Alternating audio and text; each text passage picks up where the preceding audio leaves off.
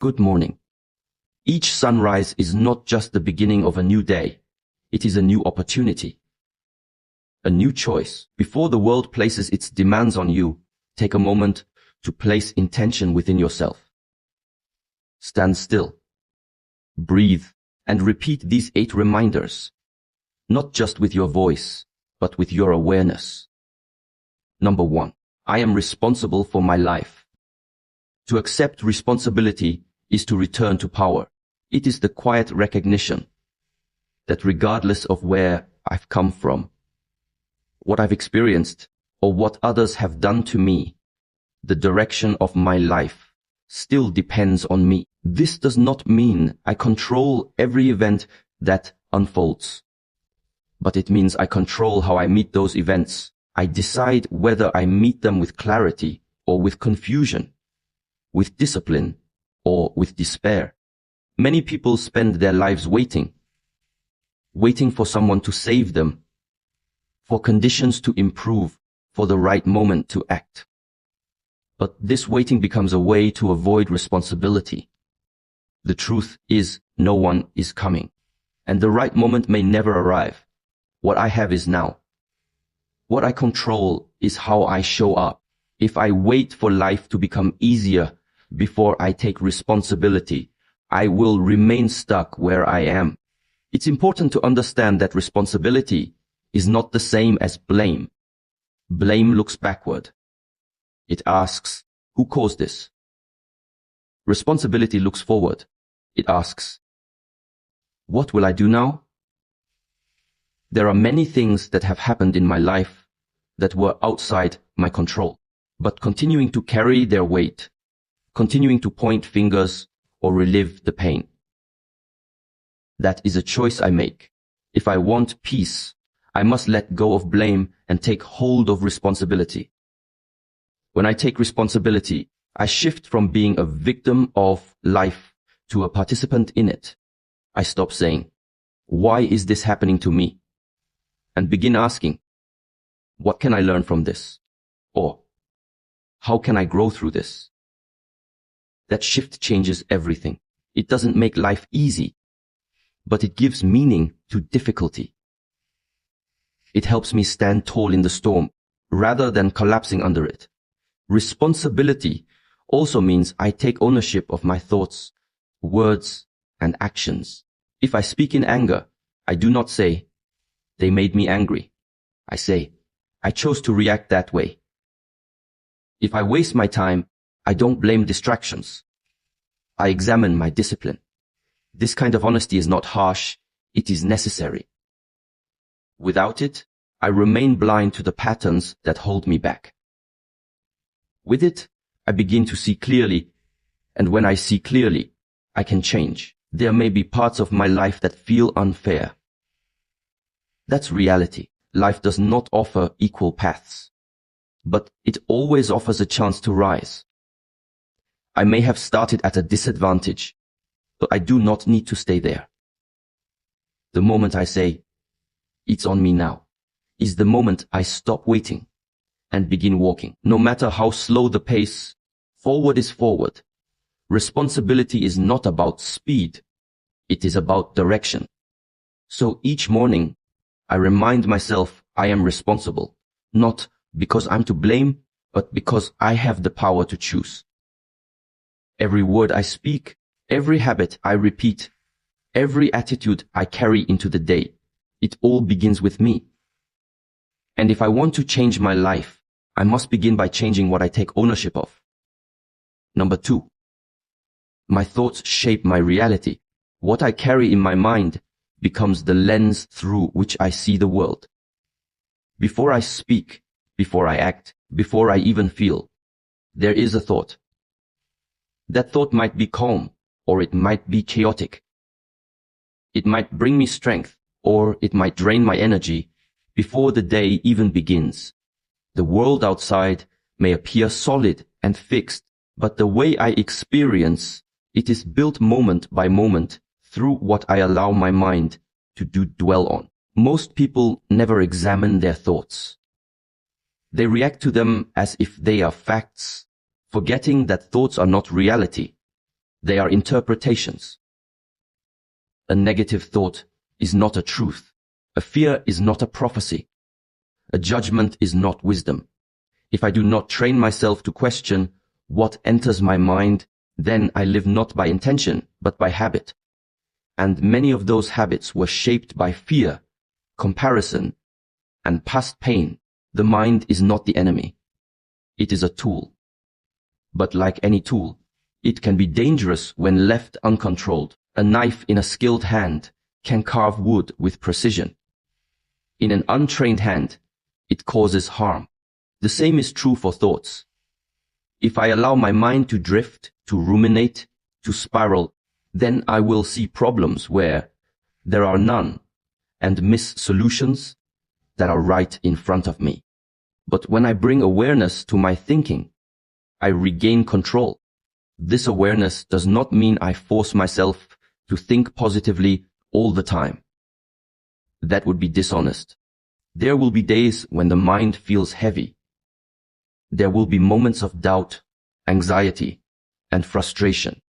But I can observe those thoughts without becoming them. I can say, this is a storm passing through, instead of saying, this is who I am. That distance creates freedom. The space between stimulus and response. Every morning, I can choose to plant certain thoughts in my mind, just like seeds in soil. A seed of patience, a seed of strength, a seed of clarity. They may not bear fruit immediately, but if I water them daily through repetition, reflection, and action, they grow. And as they grow, they begin to shape my reality. Not because the world changed, but because my mind did. I must also protect the garden of my mind. That means being mindful of what I consume, what I read, what I watch, who I listen to. The environment I feed my thoughts with either strengthens me or scatters me. If I surround myself with noise, I will think in fragments. If I allow time for silence, stillness, and focus, my thoughts become aligned, deliberate. In the end, I don't rise or fall because of what happens outside. I rise or fall based on what I believe inside. If I believe I am a victim, I will find reasons to suffer. If I believe I am capable, I will find ways to overcome. The mind will build the world I live in, brick by brick, word by word, thought by thought. That is why I remind myself every morning, my thoughts are not just visitors, they are architects. Choose them wisely. Number 3. Progress is better than perfection. Perfection is an illusion. A moving target that always shifts just beyond reach. It tells me I must do everything flawlessly or not at all. It whispers that unless I meet some impossible standard, I am not ready, not enough. And when I believe it, I stay stuck. I delay action. I overthink.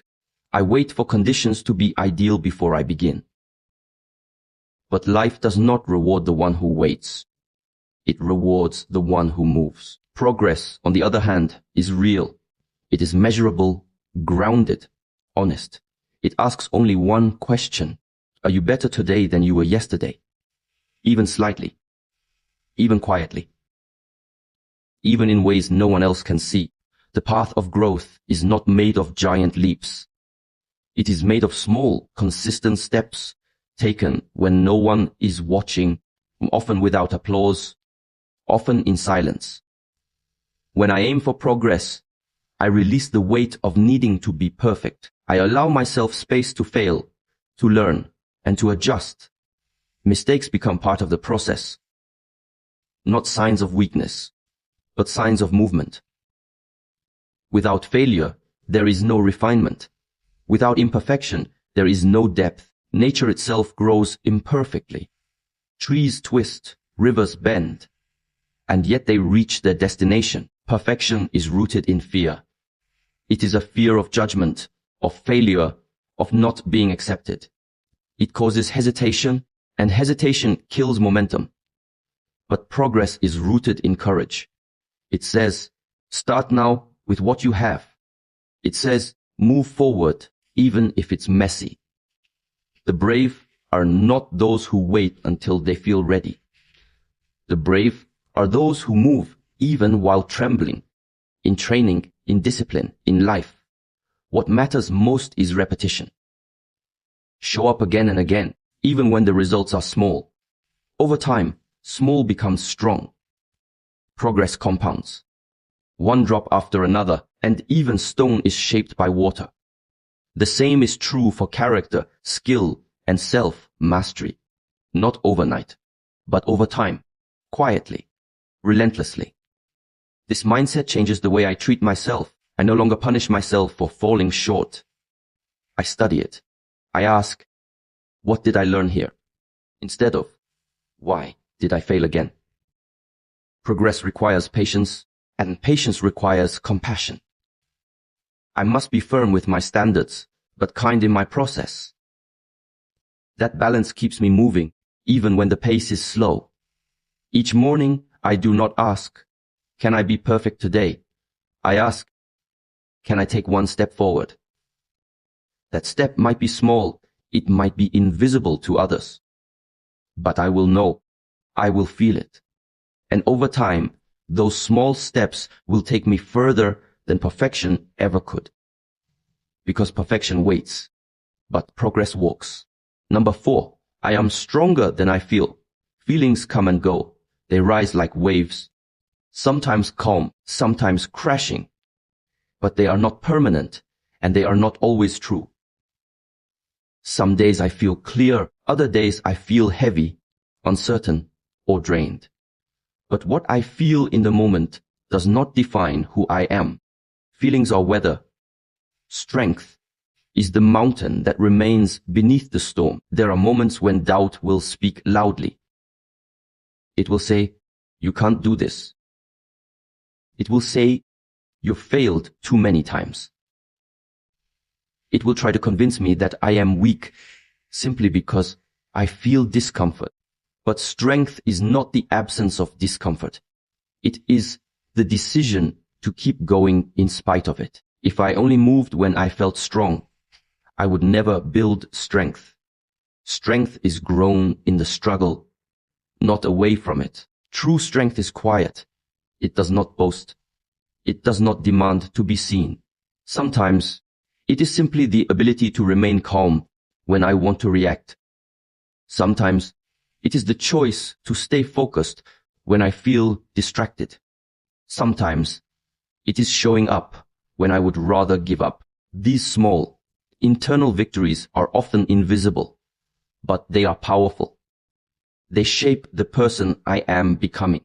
Strength also means accepting the full range of what I feel without becoming overwhelmed by it.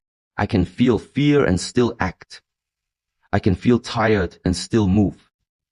I can feel uncertain and still take the next step. Courage is not the absence of fear. It is action in its presence. I do not need to feel strong in order to be strong. I simply need to remember that strength is a decision, not an emotion. I carry within me the memory of every challenge I've overcome. The hard days I survived. The moments I wanted to break but didn't. That strength is real, and it didn't come from comfort. It came from persistence, from rising after falling, from breathing through chaos. I may not always feel that strength in the moment, but it is there, waiting to be remembered and used. There will be days when everything feels too much. On those days, I don't need to conquer the world. I just need to do the next right thing. One breath, one movement, one clear thought. That is enough. Strength does not mean I always feel capable. It means I don't quit even when I don't. Over time, those small decisions to endure build something unshakable inside me. So each morning, when I wake and the weight of the day begins to rise, I remind myself I am stronger than I feel. My emotions are waves. My strength is the ocean beneath. I trust that. I move with that. And I let that quiet strength carry me forward. Number 5, discipline is freedom. At first, this may sound like a contradiction. Freedom seems to mean doing what I want when I want. No rules, no limits. But this kind of freedom often leads to chaos. Without discipline, the mind becomes restless, the body becomes weak, and time slips through my fingers. Real freedom, the kind that brings peace, strength, and clarity, comes from self-control, from choosing structure over impulse. Discipline is not punishment. It is training. It is the act of showing up again and again for what matters. Even when motivation fades, even when no one is watching, anyone can act when it's easy. Discipline is doing what must be done, especially when it's difficult. This consistency builds something deeper than confidence. It builds trust in myself. I learn that I can rely on my own actions, not just my intentions. The undisciplined life may feel comfortable in the short term, but it comes with hidden costs. Regret, disorder, lost potential. I felt that heaviness before, the weight of knowing I could have done more, but chose comfort instead. Discipline removes that weight. It may ask more of me now, but it gives me more later. It trades ease in the moment for peace in the long run. Structure sets me free. When I train my body, I move through the world with energy and capability. When I train my mind, I think clearly without being hijacked by every distraction or emotion. When I train my focus, I work with precision instead of wasting time. In this way, discipline becomes a key, a quiet, consistent force that unlocks my true capacity. There is discipline in how I rise in the morning, in how I breathe, in how I speak, move, listen, and respond. It is not just found in grand gestures or extreme routines. It is found in the small decisions repeated daily. The decision to sit in silence, the decision to stay present, the decision to act with purpose instead of reacting from emotion. These choices, over time, shape my character. Discipline also brings a sense of alignment. When my actions match my values, I feel steady. I no longer waste energy on excuses or internal conflict. I know who I am and what I am committed to. I do not need external motivation. The discipline itself becomes the rhythm of my life. A rhythm that brings calm, not pressure. That rhythm makes space for true freedom, the freedom to be intentional, focused, and deeply alive. So each day, I remind myself discipline is not a cage. It is the path. It sharpens the mind, strengthens the body, and centers the spirit. In that commitment, I find not limitation, but liberation. Through structure, I walk freely. Number 6, I do not need the approval of others. Approval is a moving target. One moment, others may praise me. The next, they may criticize. If I tie my worth to their opinions, I become a leaf in the wind, blown in every direction, never rooted. The need for approval feels safe at first, but it becomes a prison. It causes me to shape myself around the expectations of others, even when those expectations are in conflict with my truth. The desire to be liked is natural, but it must not lead. If I live for applause, I will build a life on performance, not purpose. I may impress people, but I will never know peace, because I will always be looking outward, wondering, do they approve? Do they see me? Do they accept me? And when the answer is no, or worse, silence, I will collapse. That is not strength, that is dependence. Approval seeking is a habit. It forms early when I learn that certain behaviors earn praise and others earn rejection. But I am no longer a child seeking validation. I am an adult choosing integrity. There is a quiet power in walking my own path. Even when it is misunderstood, even when it is judged, the world does not need more people who conform. It needs more people who stand firmly in who they are. When I release the need for approval, I begin to hear my own voice again. Not the voice shaped by fear, but the voice of truth. The one that knows what feels right, what feels aligned, what feels honest. This voice does not shout. It is quiet, steady, and calm. To hear it, I must turn down the volume of the world and tune in to what is real within me. Living without the need for approval does not mean I reject feedback or close myself off. It means I listen with discernment. I receive what is useful and I let the rest pass. I no longer chase validation. I live from principle, from discipline, from a deeper knowing that I am not here to please everyone. I am here to live with clarity and strength. There will always be people who misunderstand me. That is part of walking any honest path, and that is okay. I do not need to explain myself to everyone. Silence can be strength. I am not here to prove my worth. I am here to express it through how I live, how I serve, how I hold myself. That is enough. So each morning, I remind myself I am not here to impress. I am here to embody. I release the need to be seen a certain way. I move from truth, not performance. And in doing so, I find something deeper than approval. I find freedom, peace, and inner alignment. Number 7. I carry peace within me. Peace is not found in the world outside. It is not in the absence of problems, nor in the approval of others, nor in a perfect environment. If I chase peace out there, I will never stop running. The world will always be in motion, loud, unstable, unpredictable. But within me, there is a quieter place, a place untouched by the noise. That is where real peace lives. Not something I find, something I return to. This peace is not weak or passive. It is not pretending everything is fine.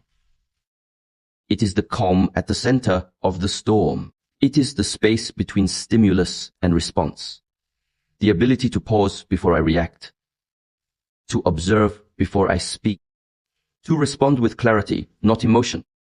That stillness, that discipline of presence, is a form of strength greater than force. I do not need to escape to a quiet place to be peaceful. I bring the quiet with me. In every situation, I can choose to meet it with resistance or with presence, with reactivity or with calm awareness. Peace is not in control. It is in letting go of what I cannot control.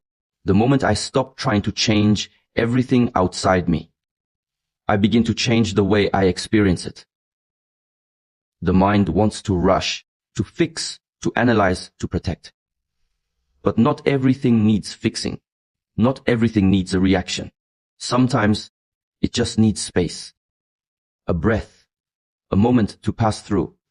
When I stop feeding every thought with energy, I allow peace to rise naturally, like water settling when I stop stirring it.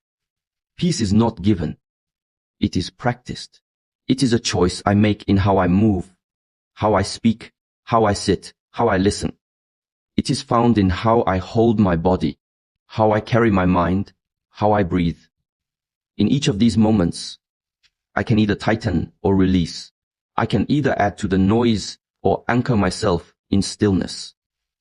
Every day gives me countless chances to return to that choice. Even in moments of anger or chaos, I can step back. I can say to myself, this is not permanent. This is not me. This is passing. That awareness shifts the energy. I don't suppress what I feel. I allow it, observe it, and release it, like a wave washing through. The more I practice this, the less control the outside world has over my inner state. So I remind myself each day peace is not something I wait for. It is something I carry. I walk with it, breathe with it, return to it. Not because life is easy, but because I am grounded. And the more I live from that place, the more I begin to create peace in the world around me. Without forcing it, without demanding it. Simply by embodying it. Number 8. I am enough as I am. This simple truth is often the hardest to accept. Society tells me I must do more, be more, achieve more, in order to be worthy. Comparison pulls me into a cycle of never ending striving, where satisfaction feels always just out of reach. But beneath all the noise, beneath all the demands, there is a quiet core of being that needs no improvement, no validation, no justification.